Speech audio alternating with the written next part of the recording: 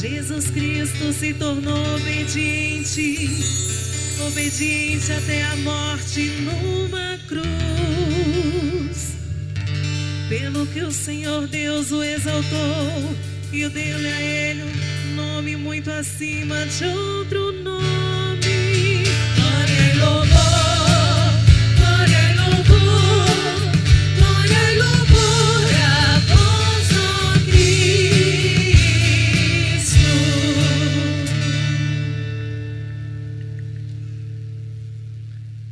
Paixão de nosso Senhor Jesus Cristo, segundo Marcos. Glória a vós, Senhor. Logo pela manhã, os sumos sacerdotes, com os anciãos, os mestres da lei e todo o sinédrio, reuniram-se e tomaram uma decisão. Levaram Jesus amarrado e o entregaram a Pilatos. E Pilatos o interrogou: Tu és o rei dos judeus? Jesus respondeu: Tu o dizes. E os sumos sacerdotes faziam muitas acusações contra Jesus. Pilatos o interrogou novamente: Nada tens a responder? Vede quantas coisas te acusam. Mas Jesus não respondeu mais nada, de modo que Pilatos ficou admirado. Por ocasião da Páscoa, Pilatos soltava o prisioneiro que eles pedissem. Havia então um preso, chamado Barrabás, entre os bandidos que, numa revolta, tinha cometido um assassinato. A multidão subiu a Pilatos e começou a pedir que ele fizesse como era costume. Pilatos perguntou: Vós quereis que eu solte o rei dos judeus? Ele bem sabia que os sumos sacerdotes haviam entregado Jesus por inveja. Porém, os sumos sacerdotes investigaram a multidão para que Pilatos lhe soltasse Barrabás. Pilatos perguntou de novo: Que quereis então que eu faça com o rei dos judeus? Mas eles tornaram a gritar: Crucifica-o. Pilatos perguntou: Mas que mal ele fez? Eles, porém, gritaram com mais força: Crucifica-o. Pilatos, querendo satisfazer a multidão, soltou Barrabás, mandou flagelar Jesus e o entregou para ser crucificado. Então, os soldados o levaram para dentro do palácio, isto é, o pretório, e convocaram toda a tropa. Vestiram Jesus com um manto vermelho, teceram uma coroa de espinho e a puseram em sua cabeça, e começaram a saudá-lo. Salve o rei dos judeus. Batiam-lhe na cabeça com uma vara, cuspiam nele e, dobrando os joelhos, prostravam-se diante dele. Depois de zombarem de Jesus, tiraram-lhe o manto vermelho, vestiram-no de novo com suas próprias roupas e o levaram para fora, a fim de crucificá-lo. Os soldados obrigaram um certo Simão de Cirene, pai de Alexandre e de Rufo, que voltava do campo, a carregar a cruz. Levaram Jesus para o lugar chamado Gólgota, que quer dizer Calvário. Deram-lhe vinho misturado com mirra. mas ele não o tomou. Então o crucificaram e repartiram as suas roupas, tirando a sorte para ver que parte caberia a cada um. Eram 9 horas da manhã quando o crucificaram. E ali estava uma inscrição com o motivo de sua condenação: o Rei dos Judeus. Com Jesus foram crucificados 2 ladrões, um à direita e outro à esquerda. Os que por ali passavam o insultavam, balançando a cabeça e dizendo: Ah, tu que destróis o templo e o reconstrói em 3 dias, salva-te a ti mesmo, descendo da cruz. Do mesmo modo, os sumos sacerdotes, com os mestres da lei, zombavam entre si, dizendo: A outros salvou, a si mesmo não pode salvar. O Messias, o Rei de Israel, que desça agora da cruz, para que vejamos e acreditemos. Os que foram crucificados com ele também o insultavam. Quando chegou o meio-dia, houve escuridão sobre toda a terra, até as 3 horas da tarde. Pelas 3 da tarde, Jesus gritou com voz forte: Eloi, Eloi, lama sabachthani, que quer dizer: meu Deus, por que me abandonaste? Alguns dos que estavam ali perto, ouvindo-o, disseram: Vejam, ele está chamando Elias. Alguém correu e embebeu uma esponja em vinagre, colocou-a na ponta de uma vara e lhe deu a beber, dizendo: Deixai, vamos ver se Elias vem tirá-lo da cruz. Então Jesus deu um forte grito e expirou.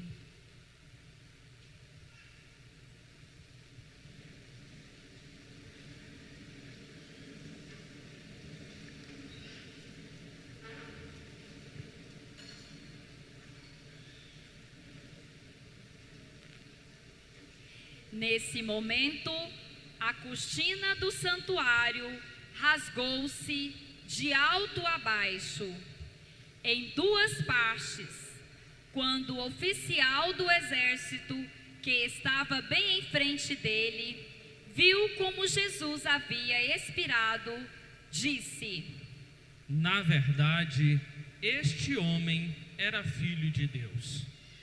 Palavra da salvação. Glória a vós, Senhor.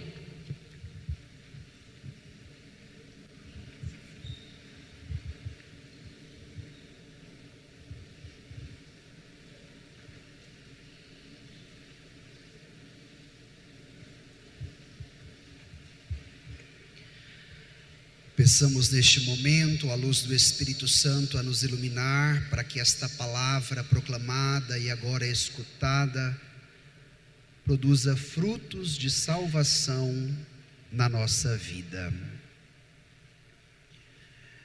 Irmãos e irmãs, depois de 5 semanas, no tempo da Quaresma, chegamos ao ápice desta caminhada com a Semana Santa, que hoje abrimos com a celebração do Domingo de Ramos, e que vai desembocar no Tríduo Pascal, que faz memória da paixão, morte e ressurreição de Jesus, o mistério da fé, a síntese daquilo que amamos e acreditamos. O evangelho que acabamos de escutar é um evangelho mais longo, porque ele nos relata com muitos detalhes, como se deu todo esse drama, desde as acusações trazidas pelos líderes religiosos judaicos, depois a própria condenação dada pelo império, legitimado pela religião, para que Jesus fosse crucificado. E eu gostaria de me deter em alguns detalhes do texto que são muito importantes. Em primeiro lugar, existia uma multidão diante de Jesus. E hoje nós estamos aqui do mesmo modo, uma grande multidão. A multidão poderia se posicionar diante de duas propostas: soltar Jesus ou crucificá-lo. Vocês prestaram atenção no texto? O que a multidão disse quando ela pôde se manifestar? Crucifica-o. Como você hoje se posiciona diante de Jesus? Como nos disse a segunda leitura que ouvimos ao longo da caminhada, você se coloca prostrado diante dele, proclamando Jesus é o Senhor, ou você diz, crucifica-o?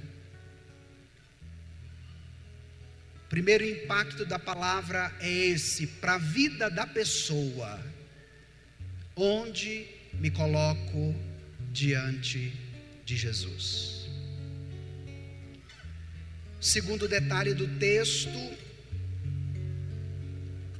o interrogatório que Pilatos faz a Jesus.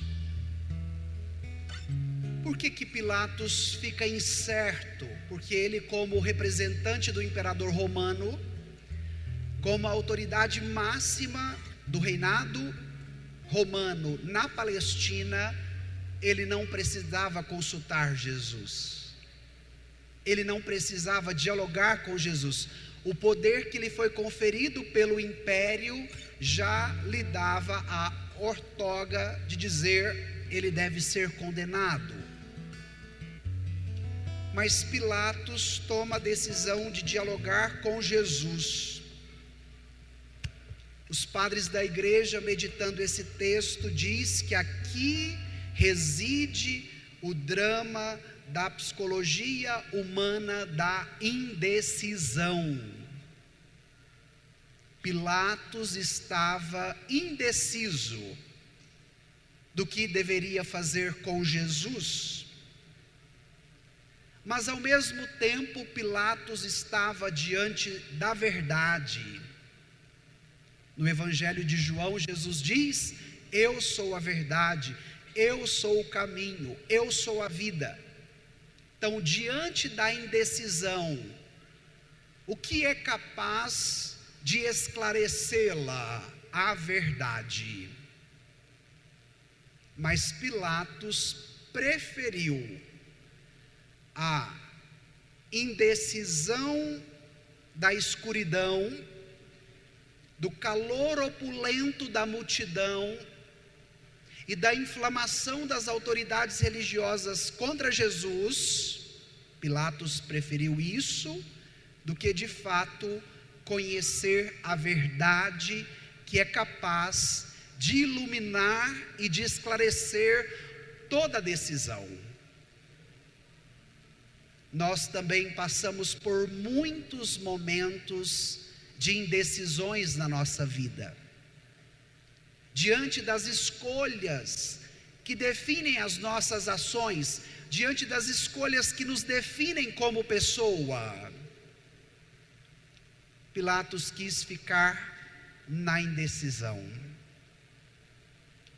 E hoje, para o cristão que se abre à dinâmica da Semana Santa, lhe é proposto um caminho.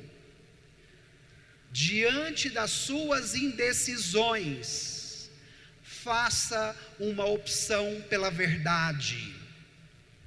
E como vai dizer Bento XVI, a verdade não é uma ideia, a verdade não é uma teoria, mas a verdade é uma pessoa e se chama Jesus.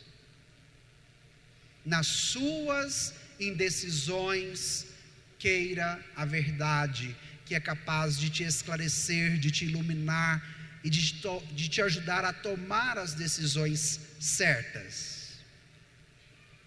Depois desse diálogo, vem o momento da pena. Os romanos tomaram como punição uma pena que era dos persas. Quem inventou a crucifixão foram os persas. E no grande domínio do Império Romano, eles tiveram contatos com diversos povos e culturas. Os romanos tomaram a pena da crucifixão para penalizar os inimigos do império, aqueles que se opossem à política romana. Por isso, um romano de origem não poderia ser crucificado. A crucifixão era somente para os não romanos. Então Jesus não era romano, Jesus era judeu. E diante desta imposição da força romana na Palestina, os judeus pediram ao império o que eles não poderiam fazer. Um dos 10 mandamentos que eles acreditavam dizia: não matarás. Por mais que eles desejassem matar Jesus, eles não poderiam fazer isso, porque infringiriam a lei de Moisés. Mas qual foi a estratégia do judaísmo? Vamos entregar Jesus às mãos do Império Romano. Nós não podemos matá-lo, mas o Império Romano pode. E o crucificado, antes de morrer, deveria fazer 2 coisas. Como punição, um trajeto no qual ele carregasse a cruz, que seria crucificado. Se a cruz fosse muito pesada, ele deveria carregar ao menos a haste horizontal, esta que fica de cima. E aí Jesus foi perdendo as forças ao longo do caminho. Chamaram um ajudante, Simão de Cirene, que o auxiliou até o momento final. Uma pessoa crucificada, ela morre de quê? De asfixia, falta de ar. E como a dor é muito forte, o que eles faziam? Eles pegavam um vinho vencido, que já tinha se tornado vinagre, colocava um pouquinho de incenso, de mirra, e passava na boca do crucificado para que ele perdesse a consciência. Observaram no Evangelho que quando eles foram colocar o fel na boca de Jesus, Jesus não quis, porque ele não desejava perder a consciência. A sua entrega era tão livre, mesmo diante da dor e do sofrimento, que ele quis ter a lucidez até o último momento. E depois disso, há um grande silêncio, uma grande escuridão em toda a terra, e o grito de Jesus: Eloi, Eloi, lama sabachthani. Do aramaico, a língua mais antiga da terra de Jesus, que volta ao refrão do Salmo 122, meu Deus, por que me abandonastes? Vamos repetir juntos o refrão deste salmo? Meu Deus, por que me abandonastes? Muitos pensam: padre, então é Jesus revoltado com o Pai. Não. O grito de Jesus na cruz retoma o grito de toda a humanidade ferida, machucada, pecadora, que se permitiu ao longo da história abandonar a Deus. O grito de Jesus é o nosso grito, porque no alto da cruz ele assumiu o que era nosso para que fosse capaz de nos redimir. Às 15h, o último suspiro, porque, como eu lhes dizia, a pessoa morre de asfixia. Então, o último respiro. E diante da morte de Jesus, nos disse o Evangelho, a cortina do templo rasgou-se. No templo de Jerusalém havia o Santo dos Santos, onde os judeus consideravam a presença real de Deus em meio a eles. Só que o povo não entrava no Santo dos Santos. Havia uma cortina e lá só entrava o sacerdote na hora do sacrifício e da oferta. E o povo ficava do outro lado da cortina. Então, qual é o sentido da cortina do templo se rasgar na hora da morte de Jesus? Aquilo que separava a humanidade de Deus agora foi desfeito. O homem e a mulher, diante do sacrifício de Jesus na cruz, agora têm livre acesso a Deus por meio do seu Filho Jesus. Todas as vezes que você se sentir abandonado por Deus, que de repente os sentimentos ou os maus pensamentos quiserem te influir contra a vivência da fé, o seguimento a Jesus, lembre-se disso, a cortina do templo se rasgou. O que nos separava dele, agora já não nos separa mais. E através da sua entrega na cruz, todos nós somos reconciliados, somos curados, como a ovelha perdida e machucada, que agora encontrada pelo bom pastor, recebe o remédio, que é capaz de libertá-la e de curá-la, dando-lhe a dignidade de filho, de filha, amado, amada do Pai, e retornando à sua casa como filho. Caríssimos, nesta manhã de domingo, iniciando a Semana Santa, queira viver como filho amado. Queira se colocar nesta generosidade e nesta abertura de coração, porque o que nos impedia de chegarmos a Deus agora, pela cruz de Jesus, caiu. E a vontade dele é que todos nós experimentemos esta graça. Vamos encerrar esta homilia pedindo o que o Senhor quer nos oferecer. Por um instante, se te ajuda a rezar, feche os seus olhos, incline a sua cabeça e se pergunte: como você está hoje diante de Jesus? Como você se manifesta na presença dele? Em meio às decisões que você precisa tomar, mas também em meio das indecisões que te aparecem, como você se permite estar esclarecido pela verdade ou pautado pela indecisão? Abra o seu coração à graça do Senhor, que hoje quer te alcançar, e diga a Ele: dai-me, Senhor, a tua graça, porque é dela que eu preciso.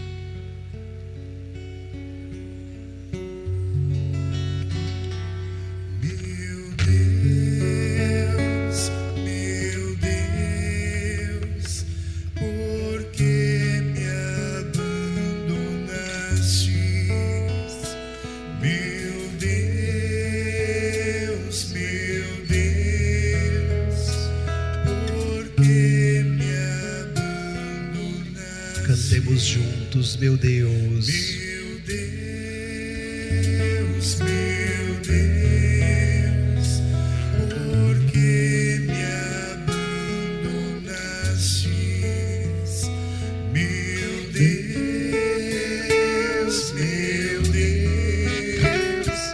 por que me abandonastes?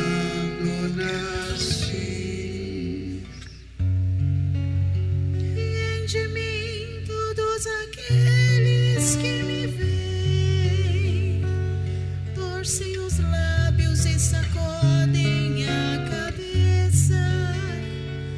Ao Senhor se confiou, Ele o liberte, e agora o salve, se é verdade que Ele o ama. Meu Deus, por que me abandonastes? Meu Deus, por que me abandonastes?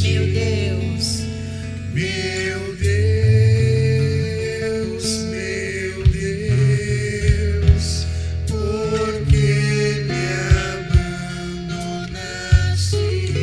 Então agora você vai ficar de pé e vai estender as suas mãos em direção à cruz de Jesus, onde Ele se entregou por amor a nós, onde Ele quebrou a barreira que nos impedia de chegar à casa do Pai, onde Ele externalizou a verdade que é capaz de nos livrar de toda indecisão, onde o amor transbordou para que a morte pudesse ser vencida e a vida dissesse a última palavra. Pode ser que em muitas situações da sua vida você também se sente abandonado por Deus, abandonado pelos outros, não amado, não querido. E todas as vezes que você sentir isso, olhe para a cruz de Jesus e entenda que aqui Ele te amou por inteiro, que aqui Ele se entregou por inteiro, e aqui o amor de Deus transbordou por nós. E para encerrar, nós vamos entregar todo o sentimento de dor, de abandono, de tristeza, de morte, que muitas vezes domina o nosso coração e nos impede de experimentarmos a vida que só Jesus pode nos dar. Então, diante da cruz, com toda a fé, com toda a força do seu coração, estenda as suas mãos e entregue a sua dor, o seu abandono, as suas angústias, os seus problemas, para que Jesus possa te dar a vida plena que hoje o Pai nos concede através dele. Cantemos, meu Deus.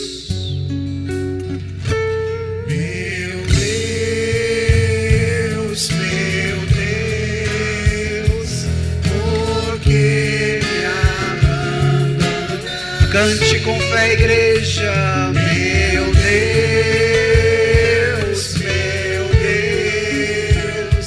por que me abandonaste? Só as vozes. Meu Deus, por que me abandonaste? Meu Deus,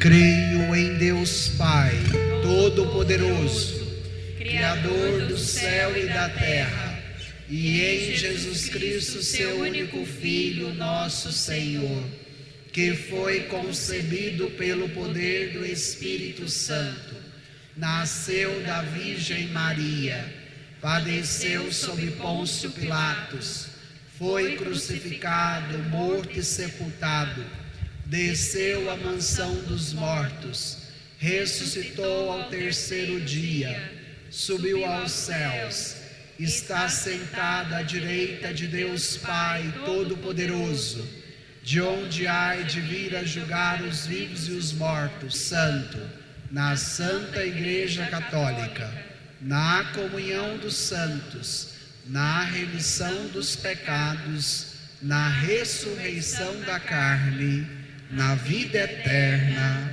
Amém.